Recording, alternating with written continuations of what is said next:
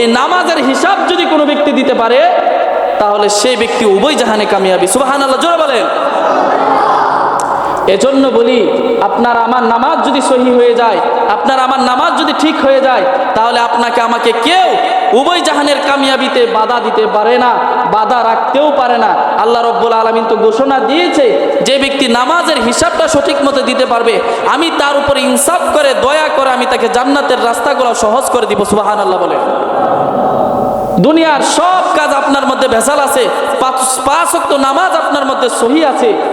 এজন্য কিয়ামতের ময়দানে যদি নামাজের হিসাবটা সহি হয়ে যায়, আল্লাহ বলবেন ফেরেশতাদেরকে, ও ফেরেশতারা এদিকে আসো, এই বান্দারা দুনিয়াতে 5 ওয়াক্ত নামাজ সহিভাবে পড়েছে, ওয়াক্ত মতন ভাবে পড়েছে, সঠিক সময়ে আদায় করেছে, এদেরকে তোমরা সুন্দরভাবে মারহাবা দিয়ে, তাদেরকে শুভাগমন দিয়ে তাদেরকে জান্নাতের মধ্যে নিয়ে যাও, আর হিসাব আমি নিব না তাদের কাছ থেকে। আল্লাহু আকবার। আল্লাহ লা ইলাহা লা ইলাহা ইল্লাল্লাহ, লা ইলাহা ইল্লাল্লাহ, মুহাম্মাদুর রাসূলুল্লাহ সাল্লাল্লাহু আলাইহি ওয়াসাল্লাম। সম্মানিত হাজিরিন, পর্দার আড়ালের মা ও বোনেরা, আসসালামু আলাইকুম ওয়া রাহমাতুল্লাহ। আলহামদুলিল্লাহ, আল্লাহ পাকের দরবারে লাখ কোটি শুকরিয়া, যে মহান রব্বে কারিম আমাদেরকে আজকে পবিত্র জুমার দিনে আসার ও বসার, কোরআন এবং হাদিস থেকে কিছু কথা বলার ও কিছু কথা শোনার তৌফিক দিয়েছে। এজন্য সকলেই বলি আলহামদুলিল্লাহ। মহান সুবহানাহু তাআলা এই সমগ্র পৃথিবী তৈরি করেছেন একমাত্র আল্লাহ রাব্বুল আলামিনের গোলামি করার জন্য। এই পৃথিবীতে যা কিছু আছে সব কিছুর গোলামি আল্লাহ রাব্বুল আলামিনের কাছে পছন্দ নয়, শুধু মানুষ ব্যতীত আল্লাহ রাব্বুল আলামিনের কাছে কোনো কিছুর গোলামি পছন্দ না।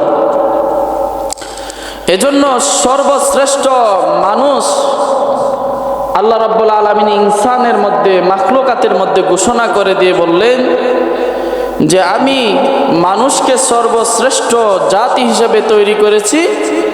এই মানুষ যে সময় আমি আল্লাহ রাব্বুল আলামিনের ইবাদত করে, মানুষ যে সময় আমি আল্লাহ রাব্বুল আলামিনের প্রশংসা করে, তখন আমি আল্লাহ রাব্বুল আলামিন ওই মানুষদের প্রতি খুশি হয়ে যাই। সুবহানাল্লাহ বলেন। তো এজন্য মানুষের ইবাদত বড় দামি, মানুষের ইবাদত বড় দামি। এই পৃথিবীর মধ্যে যা কিছু আছে, গাছপালা, তরুলতা, সব কিছু আল্লাহর হুকুমে চলে, আল্লাহর হুকুমেই তারা চলতেছে। আল্লাহর কাছে এত বেশি প্রিয় না যে তারা যদি আল্লাহ রাব্বুল আলামিনের প্রিয় না হয়, কারণ হাত দ্বারা তারা তৈরি হয় না, স্পর্শের দ্বারা। মানুষ একমাত্র আল্লাহ রাব্বুল আলামিনের কুদরতি হাতের মাধ্যমে, স্পর্শের মাধ্যমে আল্লাহ বড় মায়া করে এই মানুষকে বানিয়েছে। এজন্য মানুষের ইবাদত বড় দামি, মানুষ বড় দামি। যে যত বেশি দামি তার কাজটাও হয় তত বেশি দামি, তার কাজটাও হয় তত বেশি দামি। এজন্য আমরা দুনিয়াতে দামি দামি কাজগুলা করি। যেমন আল্লাহ রাব্বুল আলামিনকে আমরা সেজদা করি, আল্লাহ রাব্বুল আলামিনকে আমরা সেজদা করি। মুমিনের একটা সেজদা যদি কবুল হয়ে যায়, মুমিনের একটা সেজদা যদি কবুল হয়ে যায়, তাহলে এই কবুল হওয়া সেজদার যত মূল্য, এই কবুল হওয়া সেজদাটার যা মূল্য হবে, এই মূল্য আল্লাহ রাব্বুল আলামিনের 7 আসমান 7 জমিন থেকেও এই মূল্যটা বেশি হয়ে যাবে। সুবহানাল্লাহ। তাহলে বুঝেন, আপনার আর আমার একটা সেজদা যদি কবুল হয়, এই একটা সেজদার দাম এত দাম, যে দামটা আপনার 7 আসমান আর 7 জমিন এর মধ্যবর্তী যা কিছু আছে সব কিছু থেকে দামি হয়ে যায়। এজন্য আল্লাহ রাব্বুল আলামিনের ইবাদত যাই করি, যেমন আমরা আল্লাহ রাব্বুল আলামিনের প্রশংসা করি, যে বলি সুবহানাল্লাহ, আল্লাহ মহাপবিত্র, আমরা বলি আলহামদুলিল্লাহ, প্রশংসা, এইভাবে যে সময় আমরা আল্লাহর প্রশংসা করে ইবাদত করি, তখন আল্লাহ রাব্বুল আলামিন যদি কবুল হয়ে যায় আপনার আর আমার আমলটা, তখনই আপনি আর আমি দামি হয়ে যাই। তো আমাদের মাধ্যমে এমন কোনো কাজ দুনিয়াতে প্রকাশিত হবে না যে কাজটা মনে করেন আপনার আমার জন্য হারাম। হারাম কোনো কাজ আপনার আর আমার মাধ্যমে করা যাবে না। যেমন একজন মুসলমান আরেকজন মুসলমানের রক্ত হারাম, একজন মুসলিম আরেকজনের মুসলিমের রক্ত হারাম। মানে ধরেন আপনিও একজন মুসলিম, আমিও একজন মুসলিম, আপনার মধ্যে আর আমার মধ্যে বিবাদ হয়েছে। বিবাদ হওয়ার মাধ্যমে আপনিও মারামারিতে লিপ্ত হয়েছি, আমিও মারামারিতে লিপ্ত হয়েছি, আমিও আপনাকে কতল করেছি, আপনিও আমাকে কতল করেছেন। এটা উভয়ের জন্য হারাম, এটা উভয়ের জন্যই হারাম। মানে মুসলমান মুসলমানের রক্ত কতল করা অথবা মুসলমান মুসলমানের বিরুদ্ধে কথা বলা বা মুসলমান মুসলমানদেরকে লাগিয়ে দেওয়া, এটা হচ্ছে গিয়ে মুসলমান মুসলমানের জন্য হারাম। তো যে ব্যক্তিরা মুসলমান নাম দিয়ে মুসলিমদের রক্ত নিয়ে খেলা করে, সে কি আসলে মুসলমান নাকি মুসলমানের নামদারি? মুসলমানের নামদারি। মুসলমান কখনো মুসলমানের রক্ত নিয়ে খেলা করতে পারে না। তো আমাদের দেশে একটা ফিতনা পূর্বে থেকে চলমান, দাওয়াতের নামে একটা ফিতনা পূর্ব থেকে চলমান। সেই ফিতনা দীর্ঘ অতীতকালে এটা ছিল না, এটা সঠিক এবং হক্কানি উলামায়ে কেরামের তত্ত্বাবধানেই এই দাওয়াত প্রচলিত হচ্ছিল। মুসলমান এই দাওয়াতের মাধ্যমে নামাজ, রোজা, হজ, যাকাত কিভাবে জীবন যাপন করা লাগবে সেগুলা তারা শিখতেছিল। হঠাৎ এই দাওয়াতের কাজকে কিভাবে বন্ধ করে দেওয়া যায়, দাওয়াতের নামে কিভাবে ইসলামের অপপ্রচার চালানো যায়, দিল্লি থেকে এটার নতুন এক প্রোডাক্ট আবির্ভূত হয়। নতুন নতুন এমন কিছু মাসআলা সমাজের মাধ্যমে নিয়ে আসে, যেই মাসলা ইতিপূর্বে ফকিহগণ আলেমগণ যারা আছেন তারা দেন নাই বা এগুলা ছিল না। এমন কিছু নতুন নতুন বিভ্রান্তিকর মাসআলা আমাদের সমাজে প্রচলিত করার চেষ্টা করছিল, যেগুলার মধ্যে ঈমানও থাকে না বললেই চলে। আর এগুলার মধ্যে অনেক মতভেদ রয়েছে যেগুলা কুফুরির দ্বার প্রান্তি। এই সমস্ত কিছু মাসলা মাসাইল সমাজের মধ্যে প্রচার করার চেষ্টা চালাচ্ছিল। তো হক্কানি উলামায়ে কেরামরা সচেতন থাকায় সেটা আর সম্ভব হয় না। তবে কিছু সফল হয়েছে, কিছু মানুষ বিকৃত হয়েছে, যাদের মাধ্যমে আজকে আমাদের দেশে এত ফিতনা চলছে। তো এটা এমন একটা ফিতনা যেটা মনে করেন মুসলমানের নাম দিয়ে তারা চালাচ্ছে। তারা মুসলিম বলে দাবি করছে, বলতেছে যে এটাই হচ্ছে রাসূল সাল্লাল্লাহু আলাইহি সাল্লামের জীবন পরিচালনার যে মূল ধারা ছিল, এটাই হচ্ছে সেই দাওয়াত, এটাই মূল দাওয়াত, এটার বাহিরে আর কোনো দাওয়াত নেই।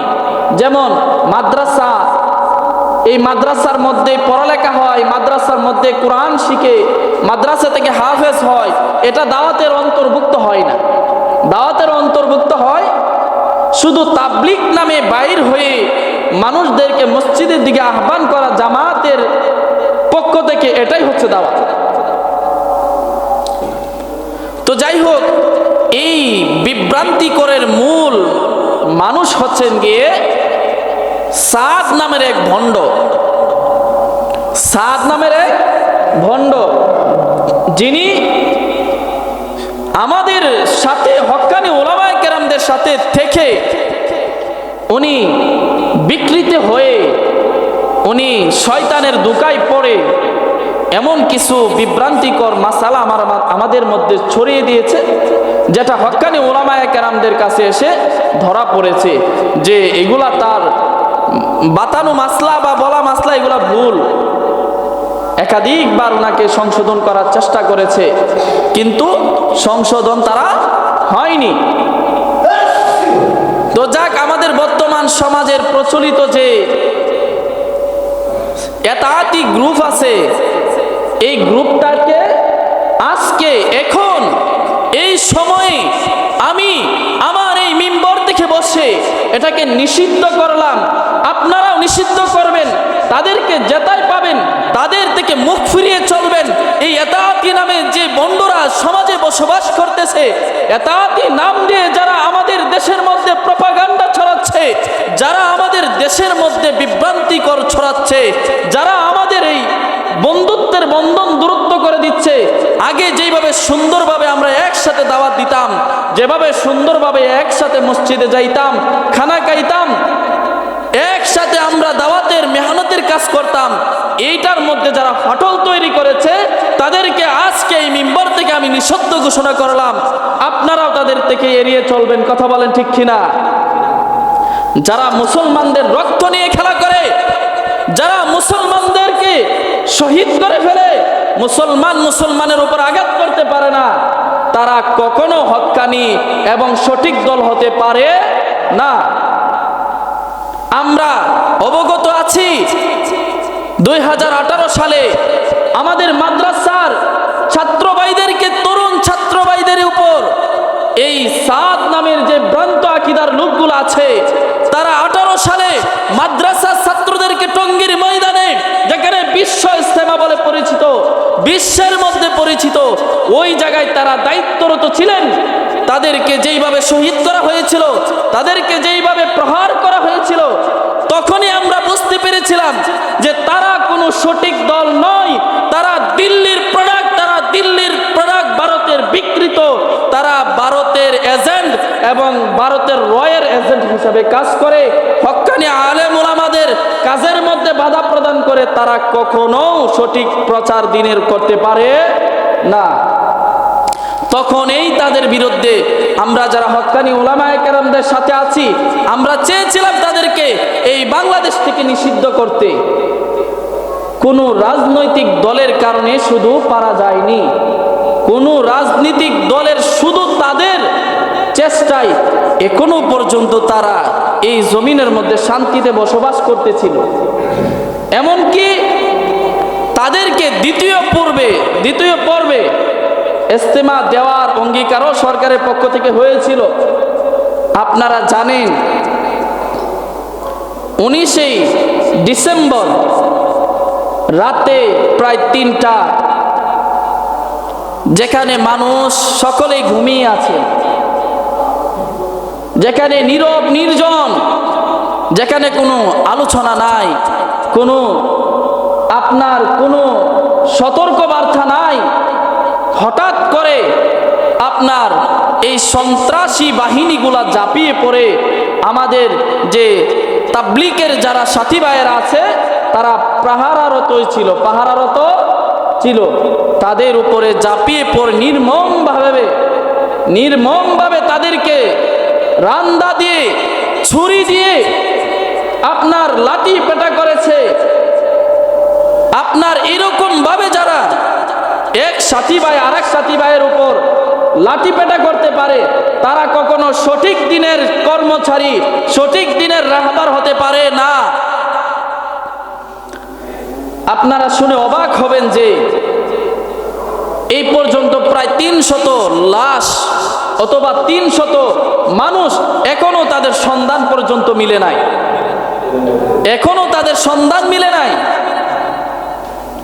এবং আমাদের 6 জন ভাইকে আহত করা হয়েছে, 6 জন ভাই নিহত হয়েছে, লক্ষাধিক শতাধিক মানুষ আহত হয়ে হাসপাতালের বেডে শুয়ে কাতরাচ্ছে।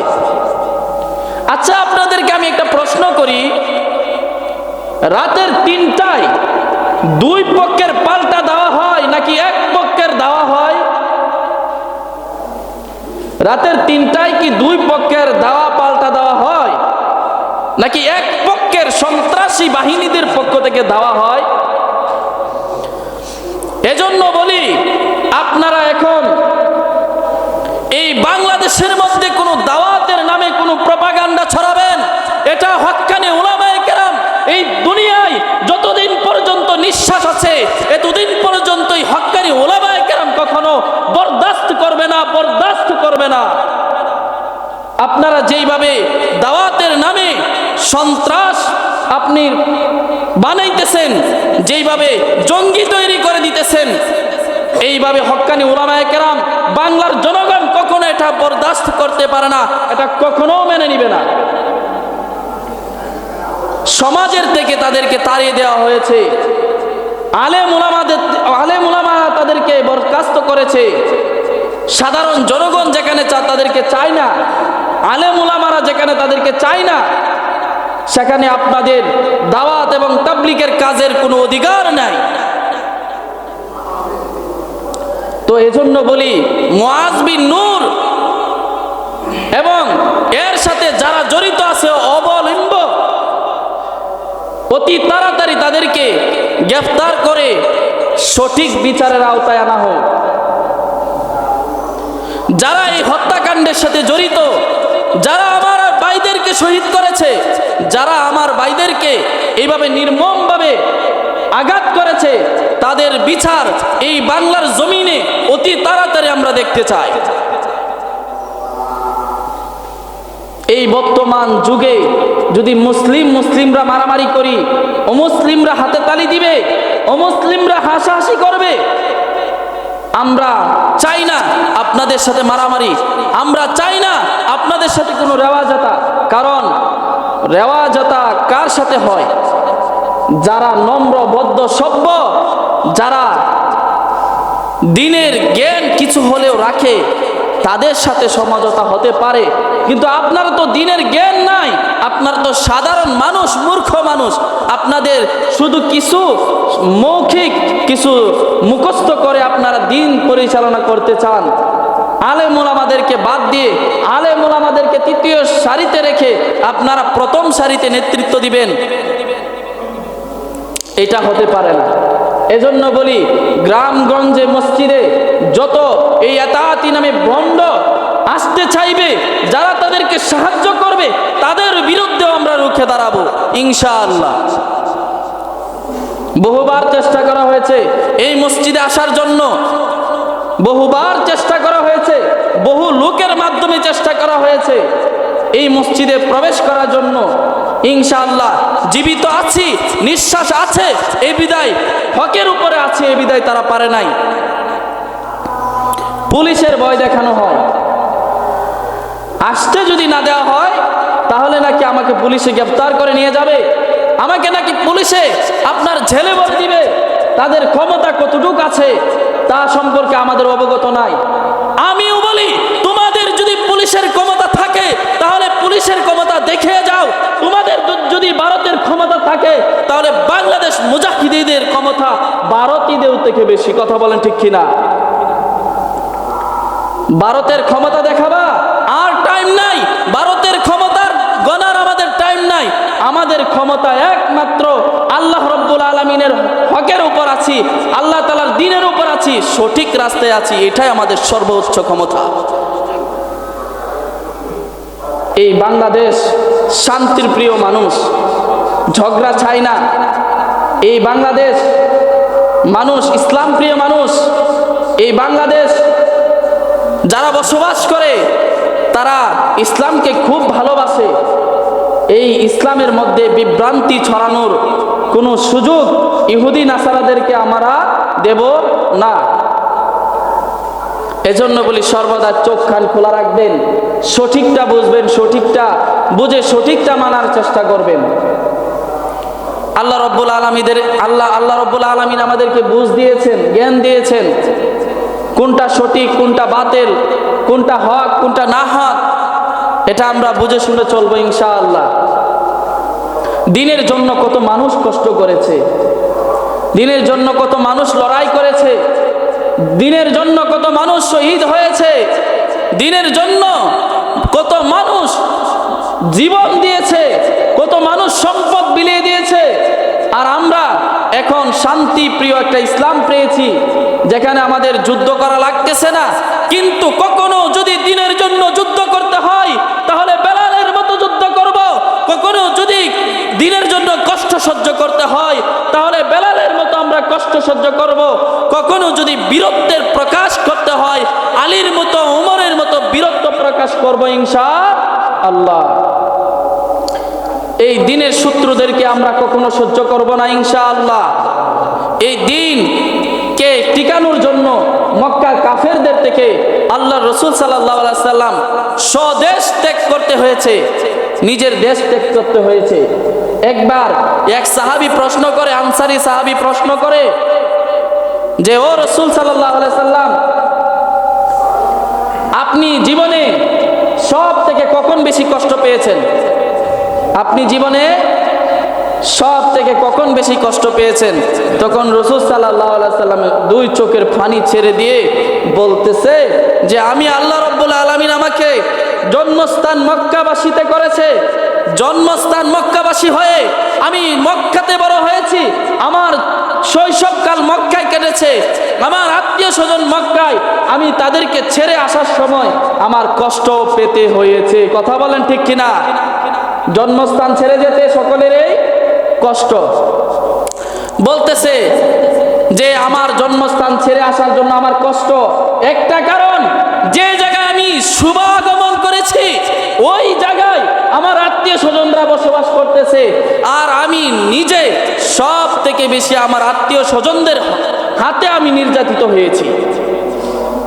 এই রাসূল সাল্লাল্লাহু আলাইহি সাল্লাম কাদের কারা এত বেশি নির্যাতিত করেছে, কারা বেশি কষ্ট দিয়েছে?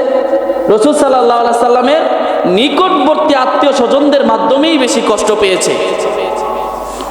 যারা আত্মীয় স্বজন ছিল, যারা সহযোগিতা করবে, যারা সাহায্য করবে দিনের কাজে, যারা সহযোগিতা করবে, সহযোগিতা করা তো দূরের কথা, আত্মীয় স্বজনরা এমন কষ্ট দিয়েছে যাদের কারণে দেশ ছাড়তে বাধ্য হয়েছিলেন।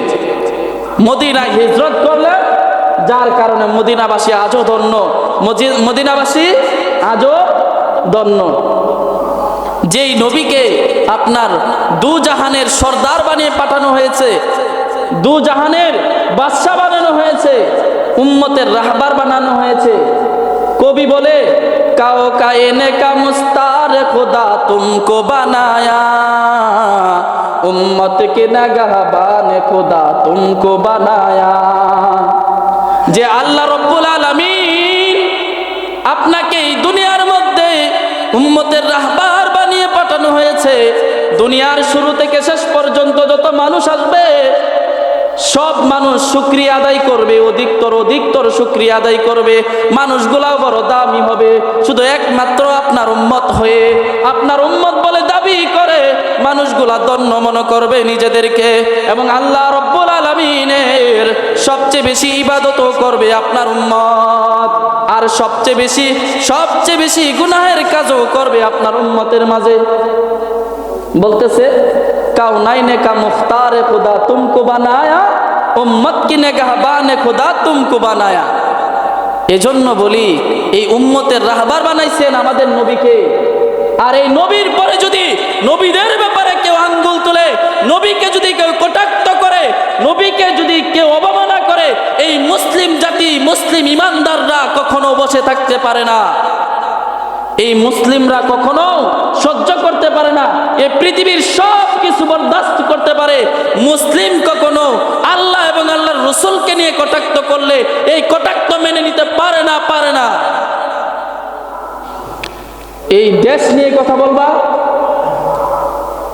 কিছুটা সহনশীলতা নিজেদের মধ্যে আসবে, কিন্তু কোরআনকে নিয়ে কথা বললে, রাসূলকে নিয়ে কথা বললে, আমার আল্লাহকে নিয়ে কথা বললে, আমরা মুসলিম জাতি কখনো বসে থাকবো না। মুসলিম জাতি তো বীরের জাতি। মুসলিম জাতি হচ্ছে গিয়ে এক বীর, যারা মরণকে ভয় পায় না, মরলে শহীদ বাঁচলে গাজী। আল্লাহু আকবারের ধ্বনি এই পৃথিবী কম্পন করে দিতে পারে। তো আমাদের ঈমান মজবুত করতে হবে, আমাদের ঈমান আরো চালু করতে হবে, আমরা ঈমানের কাজ আরো বেশি বেশি করতে হবে, ঈমানকে সজাগ করতে হবে, ঈমানের খোরাকি দিতে হবে। না হয় আপনার আর আমার ঈমান বসে যাবে, আপনার আর আমার ঈমানের নূর কমে যাবে, আপনার আর আমার ঈমানের তেজ কমে যাবে, পাওয়ার কমে যাবে। ঈমানের খোরাক কি? ঈমানের খোরাক আল্লাহ রাব্বুল আলামিনকে একত্ববাদ জেনে, রসুলকে সত্য নবী, আখিরি নবী জেনে 5 ওয়াক্ত নামাজ জামাতের সহিত পড়া, দিনের যে ফরজ বিধানগুলো আছে সঠিক সময়ে আমরা সেগুলো আদায় করা, তাহলে আমাদের ঈমান মজবুত হবে। আপনি যদি 5 ওয়াক্ত নামাজ না পড়েন, আপনি যদি 5 ওয়াক্তের একত্ব না পড়েন, তাহলে আপনার ঈমান আস্তে আস্তে আপনার ঈমানের মধ্যে পচন শুরু হয়ে যাবে, আপনার আমার ঈমান ধ্বংসর পথে চলে যাবে। এজন্য বলি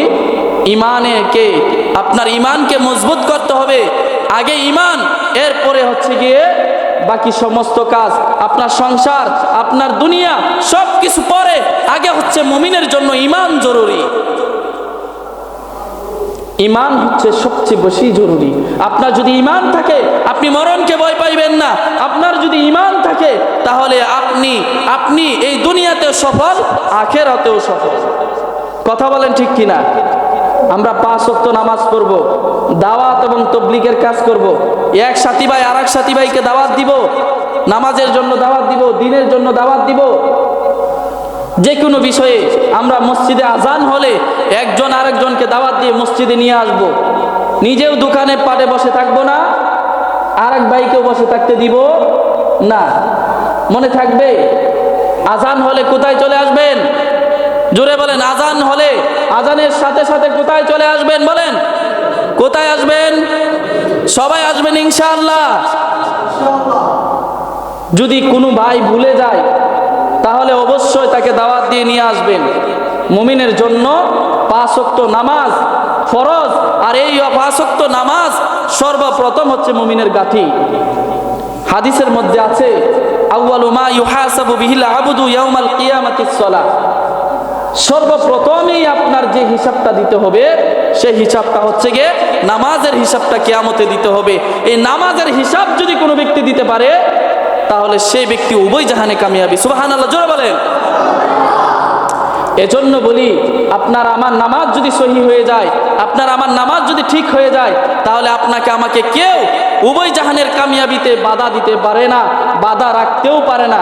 আল্লাহ রাব্বুল আলামিন তো ঘোষণা দিয়েছে, যে ব্যক্তি নামাজের হিসাবটা সঠিক মতো দিতে পারবে আমি তার উপর ইনসাফ করে দয়া করে আমি তাকে জান্নাতের রাস্তাগুলো সহজ করে দিব। সুবহানাল্লাহ বলেন। দুনিয়ার সব কাজ আপনার মধ্যে ভেজাল আছে, 5 ওয়াক্ত নামাজ আপনার মধ্যে সহি আছে। এজন্য কিয়ামতের ময়দানে যদি নামাজের হিসাবটা সহি হয়ে যায়, আল্লাহ বলবেন ফেরেশতাদেরকে, ও ফেরেশতারা এদিকে আসো, এই বান্দারা দুনিয়াতে 5 ওয়াক্ত নামাজ সহিভাবে পড়েছে, ওয়াক্ত মতন ভাবে পড়েছে, সঠিক সময়ে আদায় করেছে, এদেরকে তোমরা সুন্দরভাবে মারহাবা দিয়ে, তাদেরকে শুভাগমন দিয়ে তাদেরকে জান্নাতের মধ্যে নিয়ে যাও, আর হিসাব আমি নিব না তাদের কাছ থেকে। আল্লাহু আকবার, আল্লাহু আকবার। এজন্য বলি আপনি আর আমি 5 ওয়াক্ত নামাজ সহিভাবে পড়বো, সঠিক সময়ে পড়বো, শুধু শুক্রবার টু শুক্রবারে না। 5 ওয়াক্ত নামাজ পড়বো ইনশাআল্লাহ। সবাই হাত তোলেন, 5 ওয়াক্ত নামাজ পড়বো ইনশাআল্লাহ। আল্লাহকে দেখেন আমরা 5 ওয়াক্ত নামাজ পড়বো ইনশাআল্লাহ। আল্লাহ রাব্বুল আলামিন আমাদেরকে পালন করার তৌফিক দান করুক, উভয় জাহানের কামিয়াবি আল্লাহ রাব্বুল আলামিন আমাদেরকে দান করুক। ওয়া আখিরি দাওয়ানা আলহামদুলিল্লাহি রাব্বিল আলামিন। যারা সুন্নত পড়েন নাই কাবলা জুমা